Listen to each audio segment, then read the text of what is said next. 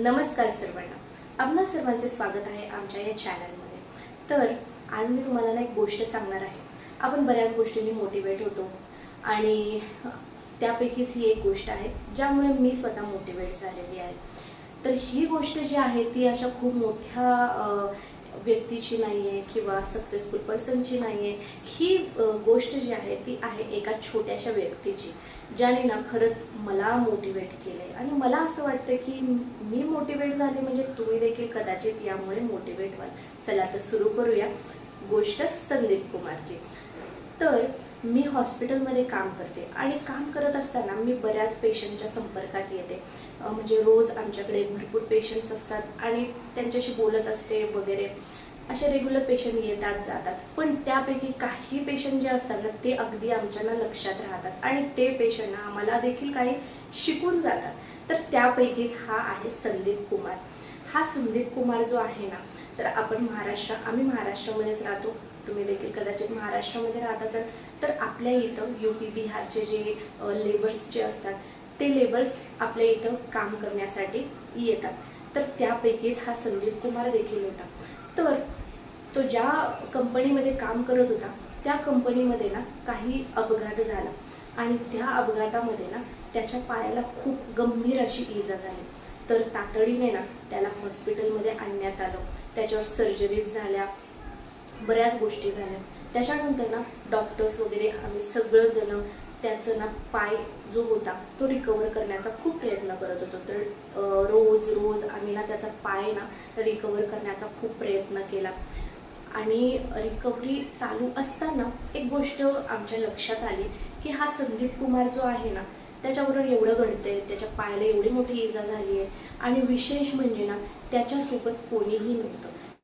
म्हणजे त्याचे नातेवाईक नव्हते, त्याची आई नव्हती, वडील नव्हते, बहीण भाऊ कोणीही नव्हतं आणि बराच काळ उलटून गेला होता. म्हणजे 1 महिना होऊन गेला होता, त्याची रिकव्हरी चालूच होती, तरी देखील कोणी आलं नव्हतं. सुरुवातीला 10 दिवस तो ज्या कंपनीमध्ये काम करत होता तिथला एक लेबर त्याच्यासोबत असायचा. पण 10 दिवसानंतर ना त्याच्यासोबत कोणीही नसायचं. पण त्याचा चेहरा जर तुम्ही कधी बघाल तर तो ना नेहमी आनंदीच दिसायचा. त्याच्या म्हणजे चेहऱ्यावर कधीही दुःख किंवा त्याला डिप्रेशन आलंय किंवा तो स्ट्रेसमध्ये आहे, त्याला एन्झायटी आहे किंवा तो काही विचार करतोय असं त्याच्या चेहऱ्यावर तर मला कधीही दिसलं नाही. तर हे माझ्यासाठी खूप विशेष होतं, कारण त्याच्या पायाला एवढी मोठी इजा झालेली होती, कदाचित त्याचा पाय वाचणार देखील नव्हता अशा स्थितीमध्ये तो होता. पण तरी देखील ना त्याचं म्हणजे लाईफ जे चालू होतं ना तर ते लाईफ ना तो ऍडजस्ट करत होता किंवा तसंच तो जगत होता आणि त्याला त्या गोष्टीचं ना दुःख आहे असं त्याच्या चेहऱ्यावर जराही दिसत नव्हतं. तर असंच त्याच्याबरोबर एक दिवस ना मी ठरवलं की ना याच्याशी बोलायचं. तर मी त्याच्या जवळ गेले आणि त्याला मी ना त्याची हिस्ट्री किंवा त्याच्या फॅमिलीबद्दल ना सर्व विचारायचा प्रयत्न केला. तर मी त्याला विचारलं की तुझ्यासोबत कोणीही कसं नाहीये. तर मला त्याने जी गोष्ट सांगितली ना त्यामुळे ना मला अतिशय दुःख झालं, मला दुःख झालं. जर मी म्हणजे त्याची कोणीही लागत नाही तरी सुद्धा मला एवढं दुःख झालं, म्हणजे त्याला स्वतःला ते किती दुःखी वाटत असणार ती गोष्ट. तर ती गोष्ट अशी होती की त्याची आई ऑलरेडी ना देवाघरी गेलेली होती. त्याचे फक्त वडील होते जे खूप वयस्कर झालेले होते आणि ते खूप आजारी असतात. त्याच्यानंतर त्याला बहीण भाऊ यापैकी फक्त बहीण होती, पण ती देखील ना तिच्या डिलिव्हरीच्या वेळेस ती बहीण डेथ झाली होती. आणि त्यात आणि विशेष गोष्ट म्हणजे त्या बहिणीला एक मूल देखील होतं. मग मी विचारलं त्या मुलाचं काय, तर त्याने मला सांगितलं की ते मूल जे आहे ते त्याचे वडील, त्या वडिलांजवळ ते मूल आहे. म्हणजे आता ह्याच्या लाईफमध्ये कोणच नाहीये. विचार करा ना, त्याचे वडील जे खूप आजारी असतात ते त्याच्याजवळ येऊ देखील शकत नाहीये आणि हे सर्व गोष्टी त्याच्या लाईफमध्ये घडतात. मग असेच आणि 1 महिना उलटून गेला. त्याच्यानंतर ना त्याच्या पायाला जी जखम झालेली होती किंवा जी इजा झालेली होती ना ती काही रिकवर झालीच नाही. फायनली असं करण्यात आलं की त्याचा पाय फायनली आपल्याला काढायचा आहे असं ठरवण्यात आलं. मग ते प्रोसिजर करताना त्याच्या चेहऱ्यावर जराही दुःख नव्हतं किंवा त्याला त्याबद्दल काही वाटत आहे किंवा खूप असं डिप्रेस झालाय असं देखील अजिबात नव्हतं वाटत. तो हसत हसत त्या सर्जरीसाठी गेला आणि सर्जरी झाल्यावर देखील तो हसत हसत सर्जरी करून व्यवस्थित आला. आल्यानंतर तो ना स्वतः स्वतः सर्व गोष्टी करण्याचा प्रयत्न करत होता आणि परत मी त्याला विचारलं, आता पुढे काय करणार संदीप कुमार तू? तर संदीप कुमारचं उत्तर मला, म्हणजे माझं एक्सपेक्टेशन असं होतं की संदीप कुमार आता म्हणेल की मी आता माझ्या गावी जाणार. पण संदीप कुमारचं उत्तर ते नव्हतं. संदीप कुमारचं उत्तर असं होतं की ज्या कंपनीमध्ये मी काम करत आहे त्याच कंपनीमध्ये परत मी कामाला जाणार. आणि आता माझं पाय तर नाहीये, पण माझे हात तर चालू आहे, एक पाय तर मला चालू आहे. तेवढे माझ्याकडे जेवढ्या गोष्टी आहेत त्यावर मी काम करणार. आणि हे सर्व ऐकून ना मला इतकं इतकं म्हणजे आश्चर्य वाटलं की बापरे, इतक्या ह्या परिस्थितीत देखील हा व्यक्ती कष्ट करायचं सोडत नाहीये. तर ह्या गोष्टीतून मला एक गोष्ट शिकायला मिळाली की परिस्थिती कितीही वाईट येऊ देत, कशीही येऊ देत, त्यातून देखील मार्ग आपण काढू शकतो.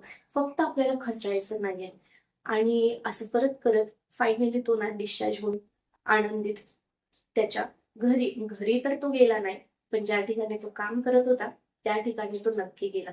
आणि हे सर्व ऐकून ना मला तुम्हाला एक गोष्ट सांगू वाटते की मला मोटिवेशन या गोष्टीचं झालं की त्याच्याजवळ पायी नाहीये, आपल्याकडे तर सर्व आहे. तरी आपण किती दुःखी असतो, आपण किती निराश असतो, किती आपल्याला छोट्या छोट्या गोष्टीचा स्ट्रेस येतो.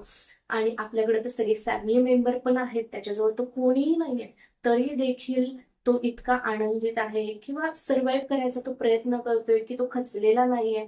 तो प्रत्येक गोष्टीला संघर्ष करण्याचा प्रयत्न करतोय आणि त्याचं वय देखील खूप कमी होतं. त्याचं वय असं खूप जास्त देखील नव्हतं, तो फक्त 28 वर्षांचा होता.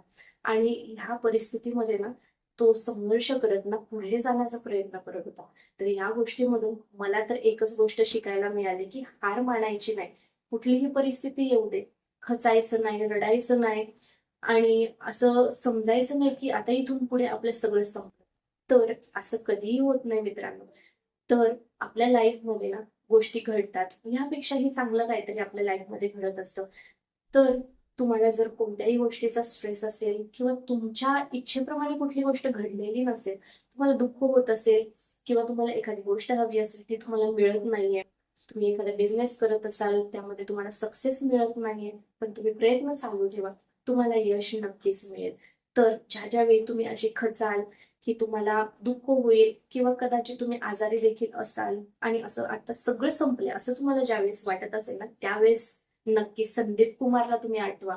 हा संदीप कुमार मोठा व्यक्ती नाहीये, खूप छोटा व्यक्ती, पण त्याच्याकडून देखील आपल्याला किती शिकायला मिळतंय. तर ही खूप मोठी गोष्ट आहे. मला तर खूप ह्या गोष्टींनी ना आश्चर्य वाटलं. आणि मी नेहमी, मला जेव्हा दुःख होतं किंवा मला काही स्ट्रेस येतो त्यावेळेस नेहमी संदीप कुमारची आठवण करते. तर हा व्हिडिओ बनवण्यामागे माझं फक्त एकच कारण होतं की तुम्हाला कोणत्याही अडचणी असेल किंवा तुम्ही आजारी असाल किंवा तुमच्या लाईफमध्ये कोणतेही प्रॉब्लेम्स असतील तर तुम्ही हार मानू नका. तर जे परिस्थिती तुमच्या समोर आहे त्या परिस्थितीला तुम्ही तोंड द्या आणि पुढे चालत राहा. तुम्हाला नक्कीच यश मिळेल आणि पुढचे मार्ग सगळे मोकळे होतील. जरी सर्व दरवाजे बंद झालेले असतात तरी शेवटला एक दरवाजा तर तुमच्यासाठी नक्की उघडा असतो. तर त्या दरवाजाची तुम्ही वाट बघा आणि त्या दरवाजाने जाण्याचा तुम्ही प्रयत्न करा. नक्कीच तुमच्या लाईफमध्ये तुम्हाला यश मिळेल. तर मला असं वाटतं की तुम्हाला हा व्हिडिओ कदाचित आवडला असेल. जर तुम्हाला हा व्हिडिओ आवडला असेल तर नक्की लाईक करा, सबस्क्राईब करा आणि हा व्हिडिओ ज्यांना खरंच गरज आहे अशा सर्वांना हा व्हिडिओ तुम्ही पाठवा. Thank you so much for watching.